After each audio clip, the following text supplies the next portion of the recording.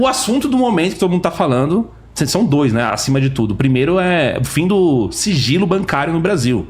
O STF decidiu e ele entendeu que as instituições devem fornecer os dados e que isso não fere, né, o nosso direito de privacidade. Eu queria entender primeiramente se isso é uma coisa que só acontece no Brasil, está acontecendo primeiramente no Brasil, esse entendimento, e se em outro país funciona, como que funciona, e etc. E qual a consequência disso na vida do brasileiro, né? Pra quem quer? Posso começar? Pode começar. Pronto, pra mim, isso está sendo somente uma formalização de algo que, na verdade, eu acho que a gente nunca teve sigilo, na verdade. Você acha que a gente já teve? Você acha que a gente tinha realmente sigilo, Bruno? Na prática, quando a gente vê a correlação do Estado com a infraestrutura bancária como um todo, você acha que realmente a gente tinha sigilo? Você acha que é só uma confirmação de algo que já existia? A liberdade no Brasil é muito frágil. É que eu acho que agora está tendo uma quebra na Constituição muito clara, né? Então, por exemplo, a Constituição ela fala abertamente ali, no artigo 5º, inciso 12, eu sei disso porque eu fiz um vídeo no meu canal que foi ao ar ontem, andou bem esse vídeo justamente pelo tema que é, então eu peguei os dados, os pontos da Constituição ali. Ele fala que você pode ter o sigilo quebrado se tiver todo o andamento de uma investigação que está em curso, ou seja, que você é suspeito de alguma coisa, tem que ter um pedido formal e o juiz decretar essa quebra do teu sigilo. É como deve ser, né? Esse é como deve ser. Então eu entendo o que você está falando e eu concordo. Tipo, é igual a propriedade privada na Constituição de 88, né? É sua, mas pague IPTU. Se for para pague IPTU e se for para interesse social, a gente pode pegar ela de volta, desapropriar. E pagar o valor que a gente achar que vale. Pagar o valor que eles acham. Então, tem, mas é relativo o valor, né? O respeito à propriedade privada. Sim. É que agora a Constituição não foi alterada, continua tendo que ter autorização do juiz para quebra do sigilo bancário. Sim. Mas foda-se. Caralho. Aí agora tá sendo uma formalização disso. Agora o STF tá mudando a Constituição, votos né? a 5. Não é mais o legislativo que tem que fazer alterações, né? Através de PECs. Exatamente. Então, por 6 votos a 5, mais uma vez a Carmen Lúcia, que falou ali durante as eleições que a democracia podia ser não respeitada desde que fosse só um tempinho durante as eleições. Ela falou abertamente isso no voto dela.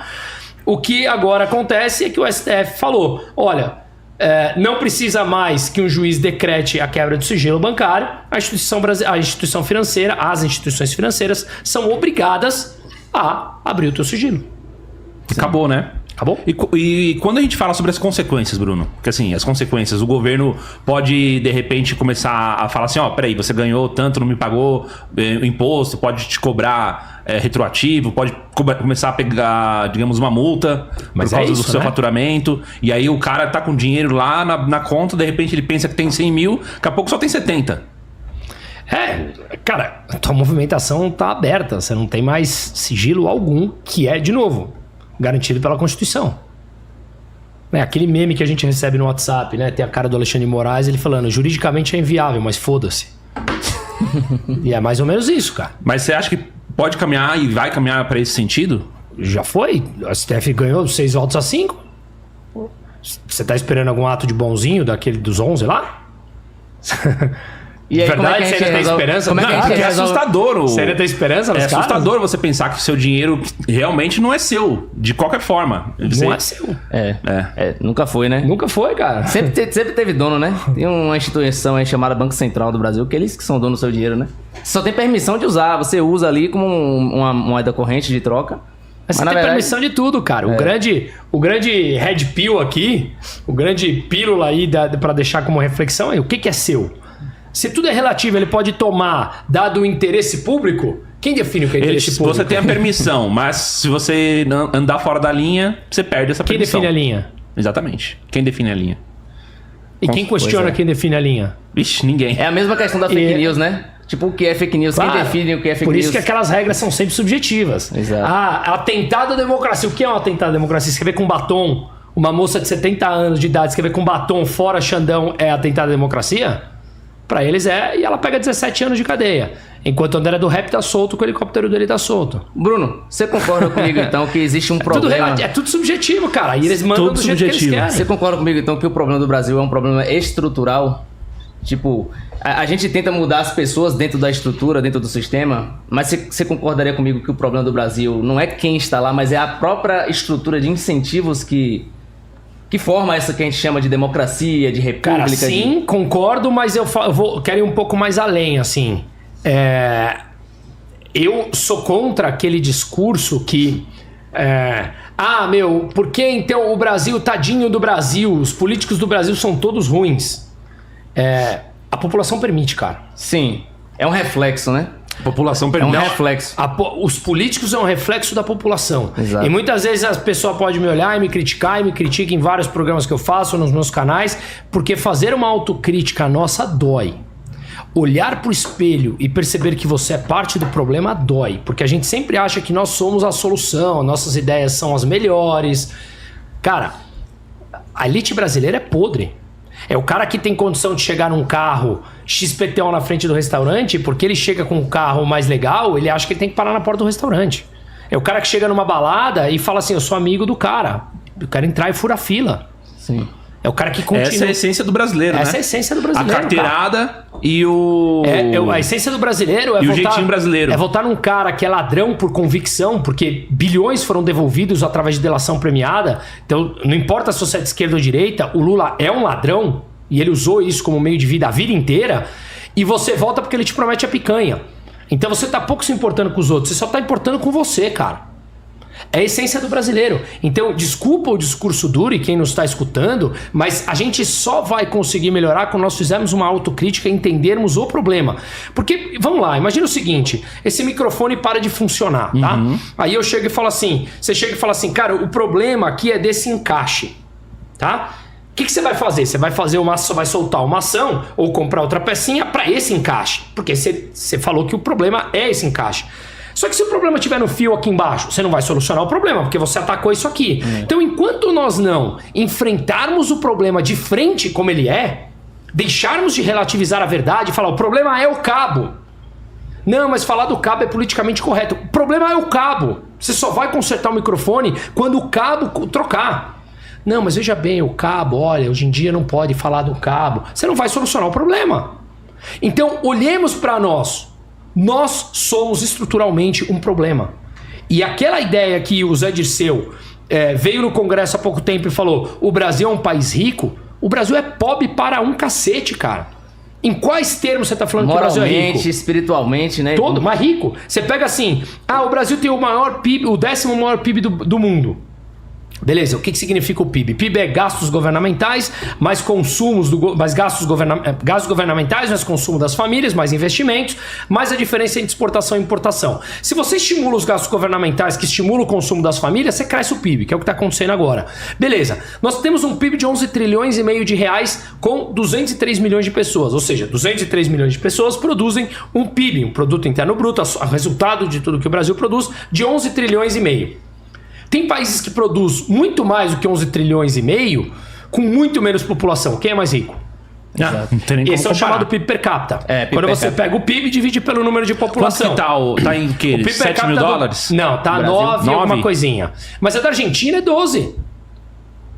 Pois aí, olha que ela veio tá vindo de uma reestruturação recente. O da Mas Argentina... tá falando 12 agora, com o Milei? Não, já era. Já era antes, mas já era maior que o Brasil. Mesmo com a destruição esquerdista. Aham. Suíça 92. O que significa 92? 92 mil dólares ano é o PIB per capita. É o que cada suíço, na média, produz por ano. Por ano. 92 mil dólares. No Brasil dá 9 mil dólares. Então o que eu quero dizer com isso? Quando você pega o PIB e fala, o Brasil tem o 10º maior PIB do mundo. E daí, quando você derruba em PIB per capita, para analisar se a população realmente está mais rica ou não, a gente cai para a posição número 72, 73 no mundo. No horizonte de 200 países. O Brasil é pobre. Mas o Brasil tem terra e tem soja. O que você faz com isso? O Brasil exporta muito. Legal. E mesmo assim você produz 11 trilhões com 203 milhões de pessoas. Então o Brasil é um país pobre, cara. Aceite que o Brasil é um país pobre. Não, sempre foi pobre. Exato. Nós temos uma natureza rica, mas um povo... Mas o que pobre, você faz? pobre moralmente, em termos de propósito também, né? Em termos de grana também. Sim. Em termos de PIB per capita, o Brasil é um país pobre, cara. Segundo o IBGE, não é que 92% da população ganha menos de 5 mil reais? O salário médio, acho que é coisa de 3 mil... Acho não, é coisa de 3.400 reais. Então, Mas é isso porque não sabe explorar essa riqueza que tem ao seu redor, por conta desse problema estrutural que nós temos. Isso correto? chama-se ineficiência com sim. tudo isso que você está falando, com uma burocracia, com um Estado gigantesco. Sim. Agora, aonde está a população para cobrar tudo isso? não tem nem intelecto pra isso, né? Não tem nem intelecto pra isso. Então, grande parte das pessoas, não adianta só você culpar o político. O político vai fazer o que é melhor pra ele. Ele vai oferecer a picanha que é um bando de pilantra, cara. A primeira parte da picanha somente. É um bando de pilantra com projeto Já de que ele poder quer a pessoal. picanha, ele vai garantir a dele, né? Enquanto ser humano, as pessoas continuarem acreditando que o Estado tá lá pra solucionar o problema deles, eles vão continuar crescendo.